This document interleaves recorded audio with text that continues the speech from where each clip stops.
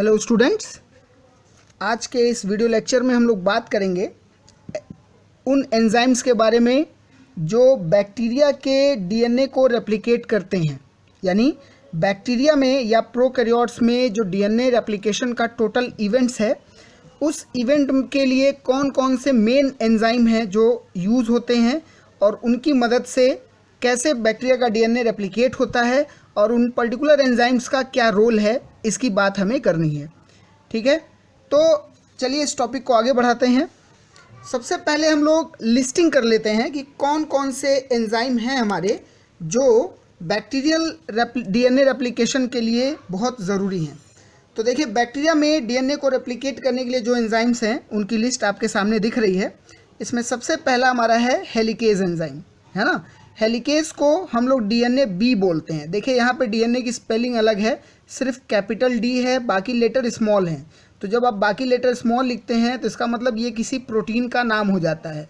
ठीक है, अगर सभी यही कैपिटल रहता तो ये डीएनए न्यूक्लिक एसिड हो जाता। तो स्मॉल लेटर में है, इसका मतलब ये कोई प्रोटीन है। तो हेलिकेज जो है वो एंजाइम है, और आप जानते हैं ज़्यादातर एंजाइम हमारे प्रोटीन होते हैं, तो इसीलिए इस प्रोटीन का नाम है डीएनए बी। ठीक है, दूसरा एंजाइम हमारा है प्राइमेज। प्राइमेज को हम लोग बोलते हैं डीएनए जी, ये दूसरा प्रोटीन हो गया। ठीक है, हेलिकेज और प्राइमेज इन दोनों के एसोसिएशन को, यानी दोनों का जो एसोसिएटेड फॉर्म होता है उस फॉर्म को हम लोग बोलते हैं प्राइमोसोम। ठीक है, तो याद रखिएगा प्राइमोसोम में दो कंपोनेंट होते हैं, एक आपका हेलिकेज और दूसरा प्राइमेज। तीसरा हमारा एंजाइम है SSBP, यानी सिंगल स्ट्रैंड बाइंडिंग प्रोटीन। तो सिंगल स्ट्रैंड बाइंडिंग प्रोटीन एक ये तीसरा एंजाइम हो गया। चौथा एंजाइम हमारा है गायरेज। गायरेज एक तरह का एग्जाम्पल है किसका, टोपो आइसोमरेज सेकेंड का। देखिए, टोपो आइसोमरेज एंजाइम वो एंजाइम होते हैं जो डीएनए में अनवाइंडिंग या ओवरवाइंडिंग या सुपर कॉइलिंग करके डीएनए के 3D स्ट्रक्चर को चेंज करते हैं, है ना। तो इसीलिए टोपो आइसोमरेज के कई अलग अलग फॉर्म्स मिलते हैं। तो उन सभी फॉर्म्स को हम लोग दो मेजर कैटेगरी में कैटेगराइज करते हैं, एक टोपो आइसोमरेज फर्स्ट और दूसरा टोपो आइसोमरेज सेकंड।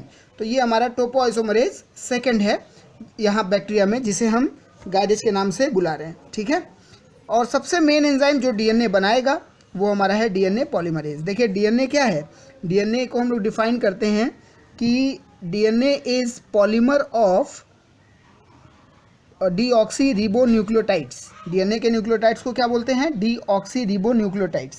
तो डीऑक्सी रिबोन्यूक्लियोटाइड्स का एक चेन है, पॉलीन्यूक्लियोटाइड चेन है, तो पॉलीमर है केमिस्ट्री के हिसाब से, है ना।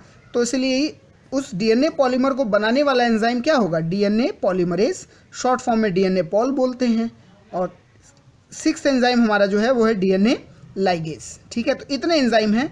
अब एक एक एंजाइम को वन बाय वन देखते हैं कि किसका क्या रोल है और वो क्या रोल प्ले कर रहे हैं, किस तरह से, और डीएनए एप्लीकेशन में मदद कर रहे हैं। ठीक है, तो चलिए सबसे पहले हम लोग बात करेंगे हेलिकेज एंजाइम का। तो देखिए, ये हेलिकेज का मैंने डायग्राम बना रखा है आपके सामने। ठीक है, हेलिकेज एंजाइम है। हेलिकेज एंजाइम का फंक्शन क्या है, ठीक है। हेलिकेज एंजाइम का फंक्शन है कि डीएनए के हेलिक्स को तोड़ना। ठीक है, जैसे आप देख सकते हैं ये एक डीएनए है जो कि क्वाइल्ड फॉर्म में आपके सामने दिख रहा होगा। ठीक है, तो इसका जो दोनों स्ट्रैंड हैं, दोनों जो पॉलीन्यूक्लियोटाइड चेन है, इन चेन्स के बीच जो नाइट्रोजन बेसेस हैं वो आपस में हाइड्रोजन बॉन्ड से जुड़ी होती हैं। तो उन्हीं हाइड्रोजन बॉन्ड को तोड़ते हुए दोनों चेन को एक दूसरे से सेपरेट करना, यानी दोनों स्ट्रैंड्स को एक दूसरे से अलग करने का जो प्रोसेस है, इसी प्रोसेस को हम लोग बोलते हैं, ठीक है, हेलिकेज एक्टिविटी। और हेलिकेज एक्टिविटी दिखाने वाले एंजाइम को हम लोग क्या नाम देंगे, हेलिकेज एंजाइम। तो ये हमारा हेलिकेज एंजाइम का फंक्शन। तो जो रेड कलर से आपको दिख रहा है यही हमारा क्या है, हेलिकेज एंजाइम। क्लियर। अब ये तो मैंने आपको एक व्यू दे दिया। अब आइए इसका थोड़ा डिटेल व्यू भी देख लें। दूसरा जो डायग्राम है इसमें मैंने डीएनए को थोड़ा इलेबोरेटेड फॉर्म में बनाया है। ठीक है, तो इसमें देखिए ये 5 प्राइम टू 3 प्राइम एक स्ट्रैंड हो गया, दूसरा 3 प्राइम टू 5 प्राइम, यानी दोनों एंटी पैरेलल हो गए। और आप देख सकते हैं ये सब नाइट्रोजन बेसेस हैं जिनके बीच में हाइड्रोजन बॉन्ड आपको नज़र आ रहा है। तो जैसे जैसे हेलिकेज आगे बढ़ेगा ये एक एक हाइड्रोजन बॉन्ड को तोड़ता जाएगा, ठीक है। तो इससे एक बात क्लियर हो जा रही है कि हेलिकेज का जो मेन फंक्शन है वो क्या है, टू ब्रेक हाइड्रोजन बॉन्ड्स। इसका काम है हाइड्रोजन बॉन्ड्स को तोड़ करके डीएनए के हेलिक्स को तोड़ देना और दोनों स्ट्रैंड्स को सेपरेट कर देना, ठीक है। तो ये फंक्शन हमारा हो गया हेलिकेज का। चलिए दूसरे एंजाइम की बात करते हैं। देखिए दूसरा एंजाइम हमारा है प्राइमेज। तो प्राइमेज नाम इसलिए दिया गया है क्योंकि ये एक प्राइमर मॉलिक्यूल की सिंथेसिस करता है। तो प्राइमर बनाने वाले एंजाइम को हम लोग क्या बोलते हैं, प्राइमेज। तो अब प्राइमर कई तरह के होते हैं, ठीक है, लेकिन बैक्टीरिया सेल में जो आपका प्राइमर इस्तेमाल होता है डीएनए के रेप्लिकेशन को स्टार्ट करने के लिए, वो प्राइमर हमारा हमेशा आरएनए का एक छोटा सा मॉलिक्यूल होता है, ठीक है। और उस छोटे से मॉलिक्यूल में लगभग आप कह सकते हैं 100 to 200 न्यूक्लियोटाइड्स होते हैं, है ना। तो छोटा सा एक सिंगल स्ट्रैंडेड आरएनए मॉलिक्यूल है, ठीक। और उस आरएनए को बनाने वाला जो एंजाइम है उसको हम लोग आरएनए पॉलीमरेज बोल सकते हैं, क्योंकि जैसे डीएनए बनाने वाला एंजाइम डीएनए पॉलीमरेज होता है, उसी तरह से आरएनए बनाने वाला एंजाइम आरएनए पॉलीमरेज होता है। तो कई तरह के आरएनए पॉलीमरेज होते हैं। तो बैक्टीरियल सिस्टम में जो प्राइमेज है वो एक्चुअल में हमारा क्या है, एक तरह का आरएनए पॉलीमरेज है, ठीक, जो कि एक small single stranded RNA molecule को बनाता है। क्यों बनाता है, क्योंकि यही सिंगल स्ट्रैंडेड आरएनए क्या देगा हमें, 3 प्राइम हाइड्रोक्सिल ग्रुप, ठीक है। 3 प्राइम हाइड्रोक्सिल ग्रुप ही ज़रूरी है, क्योंकि बिना इस हाइड्रोक्सिल ग्रुप के डीएनए की सिंथेसिस स्टार्ट नहीं हो सकती। क्यों नहीं हो सकती है, आइए इस चीज़ को समझा जाए। तो देखिए जैसे मैंने आपके सामने एक सिंगल स्ट्रैंड बनाया हुआ है डीएनए का, जैसे अभी आपने देखा था कि हेलिकेज डीएनए के स्ट्रैंड्स को सेपरेट कर देता, तो मान लो एक सिंगल स्ट्रैंड डीएनए का बना। अब इस सिंगल स्ट्रैंड को हम लोग नाम क्या देंगे, टेम्पलेट डीएनए स्ट्रैंड। क्यों टेम्पलेट बोलेंगे, क्योंकि इसी को कॉम्प्लीमेंट्री रूल के हिसाब से कॉपी करते हुए इस पर एक नया स्ट्रैंड बनेगा। जैसे मान लीजिए ए है तो यहाँ हम जोड़ दें टी, फिर जी है तो सी, सी है तो जी, ऐसे एक एक न्यूक्लियोटाइड जोड़ते जाएंगे तो इस पर एक नया स्ट्रैंड इसको कॉपी करता हुआ बनेगा। तो चूंकि इस स्ट्रैंड को कॉपी करके नया स्ट्रैंड बनाया जा रहा है, इसीलिए हम उसको नाम क्या दे रहे हैं, डीएनए टेम्पलेट स्ट्रैंड, ठीक है। तो यहाँ मैंने डीएनए के न्यूक्लियोटाइड्स बना रखे हैं जो यहाँ पे इस्तेमाल होंगे इसको सिंथेसाइज करने के लिए। तो डीएनए न्यूक्लियोटाइड्स हो गए, जिनको शॉर्ट फॉर्म में हम डीएनटीपीस बोलते हैं, ठीक है। शॉर्ट फॉर्म में क्या बोलते हैं, डीएनटीपीस।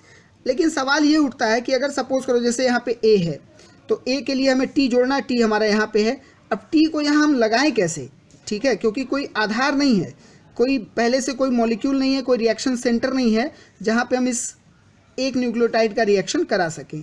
इसीलिए हमें आरएनए प्राइमर की ज़रूरत पड़ती है। तो देखो जो आरएनए प्राइमर है, छोटा सा आरएनए है जो कि डीएनए के कॉम्प्लीमेंट्री होता है। देखिए ए है तो आरएनए में यू होगा, ए और यू के बीच पेयरिंग हो जाएगी। जी है तो सी है, इसके बीच पेयरिंग हो जाएगा। तो इस तरीके से ये जो हमारा प्राइमर है ये यहाँ आ करके जुड़ जाएगा, ठीक है। और जब यहाँ आ करके जुड़ जाएगा तो स्थिति कुछ ऐसी हो जाएगी।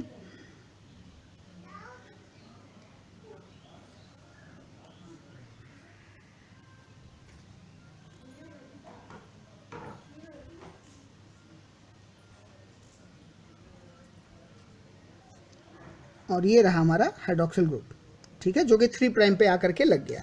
तो अब आप देख सकते हैं प्राइमर यहाँ अटैच हो गया है। अब प्राइमर के अटैच होने के बाद जो हाइड्रोक्सिल ग्रुप मिला, अब ये हाइड्रोक्सिल ग्रुप के पास लोन पेयर है और अब ये लोन पेयर एक एक न्यूक्लियोटाइड पे अटैक करेगा। तो जैसे मान लो ये न्यूक्लियोटाइड है हमारा, यहाँ पे इस पे अटैक करेगा और फिर इसको उठा करके यहाँ पे जुड़ेगा। तो जुड़ेगा तो स्ट्रक्चर क्या होगा, फाइनली ये आगे बढ़ेगा और उसमें एक और न्यूक्लियोटाइड जुड़ेगा यहाँ पे, ठीक है। ए जुड़ गया सपोज, तो फिर एक हाइड्रोक्सिल ग्रुप हमें मिल गया ए का, फिर इसी तरह दूसरा जुड़ेगा और ऐसे ही चेन फिर आगे बढ़ती चली जाएगी।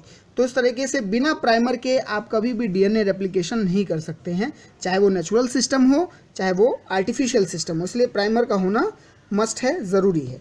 क्लियर? तो इसीलिए प्राइमर की ज़रूरत पड़ती है। अब आइए अगले एंजाइम पे चलते हैं। देखिए अगला एंजाइम जो हमारा था SSBP यानी सिंगल स्ट्रैंड बाइंडिंग प्रोटीन। तो सिंगल स्ट्रैंड बाइंडिंग प्रोटीन का फंक्शन क्या है समझिए। नाम इसका क्या इंडिकेट कर रहा है, सिंगल स्ट्रैंड बाइंडिंग प्रोटीन, यानी ये डीएनए के सिंगल स्ट्रैंड्स को बाइंड करता है। तो जैसे आप डायग्राम देख सकते हैं, ये ग्रीन कलर से मैंने SSBP मॉलिक्यूल्स बनाए हैं, प्रोटीन्स के मॉलिक्यूल्स बनाए हैं, ठीक है। और ये हमारा डीएनए है।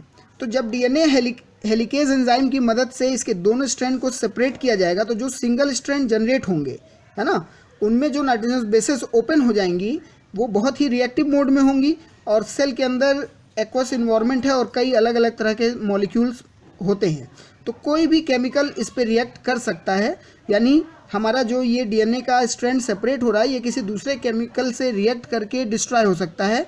इसलिए जैसे ही हेलिकेज एंजाइम दोनों स्ट्रैंड को सेपरेट आउट करेगा, है ना, तो उन दोनों सेपरेट हुए स्ट्रैंड्स को प्रोटेक्शन देना बहुत ज़रूरी है, ठीक है। और उस प्रोटेक्शन को देने के लिए मदद कौन करेगा? एसएसबीपी। तो जैसे स्ट्रैंड बनते हैं एक एक न्यूक्लियोटाइड कह सकते हैं या एक एक नाइट्रोजन बेस को एक एक एसएसबी मॉलिक्यूल बाइंड कर लेते हैं और बाइंड करके स्टेबलाइज कर देते हैं। तो इनका काम यही होता है कि जो हेलिकेज एंजाइम से सिंगल स्ट्रैंड जनरेट हो रहा है उसको, है ना, बाइंड करके स्टेबलाइज करना ताकि कोई दूसरा केमिकल रिएक्शन इन पे ना हो। और इस काम को करने के लिए इनको ज़रूरत पड़ती है एटीपी एनर्जी की, ठीक है।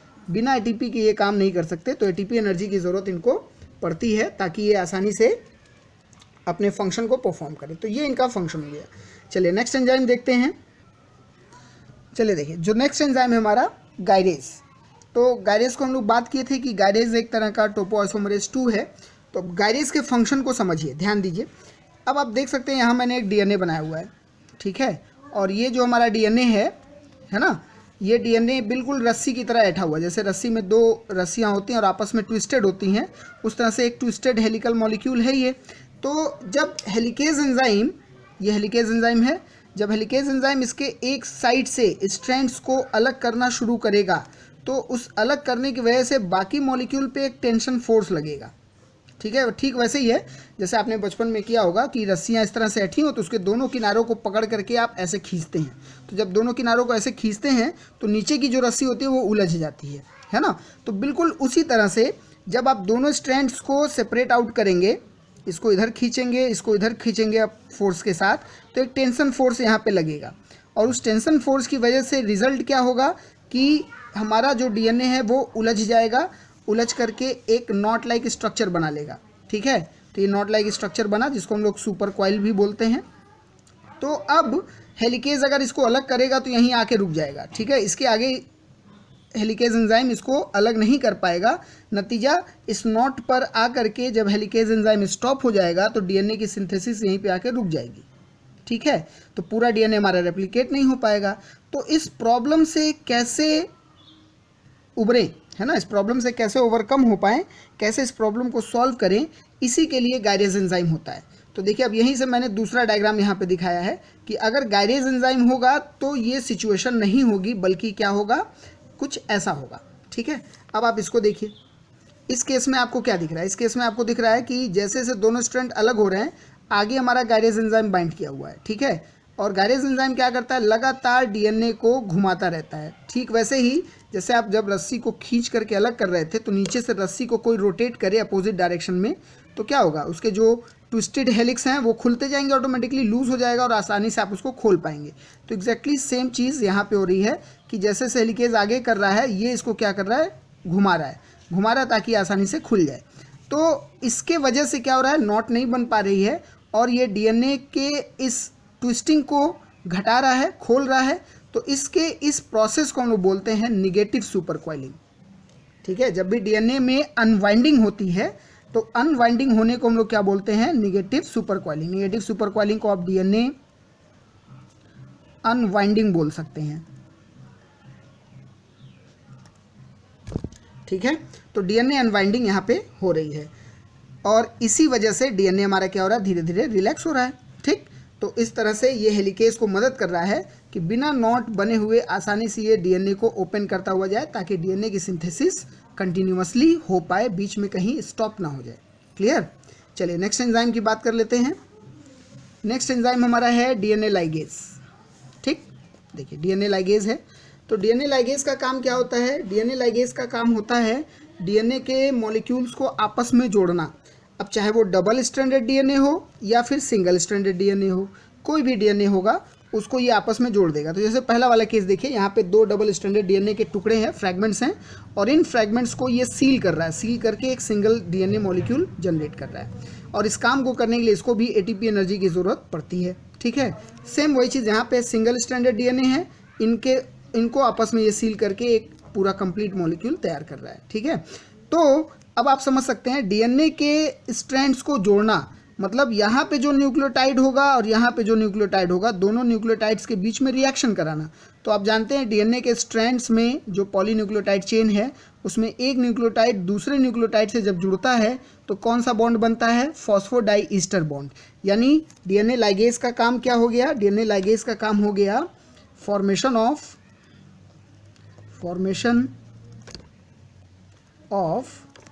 फॉस्फोडाइईस्टर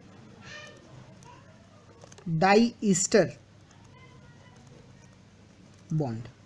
फॉस्फोडाइईस्टर बॉन्ड को बनाना ये इसका फंक्शन है। क्लियर? तो सभी एंजाइम हम लोगों ने डिस्कस कर लिया, सिर्फ जो मेजर एंजाइम है डीएनए पॉलीमरेज वो बच गया है। तो उसके लिए हम लोग अलग वीडियो में देखेंगे उसको, है ना, और उस पर एक डिटेल वीडियो हम लोग बनाएंगे। तो इसके बाद का जो वीडियो होगा हमारा वो उसी पे बेस्ड होगा, डीएनए पॉलीमरेज पे।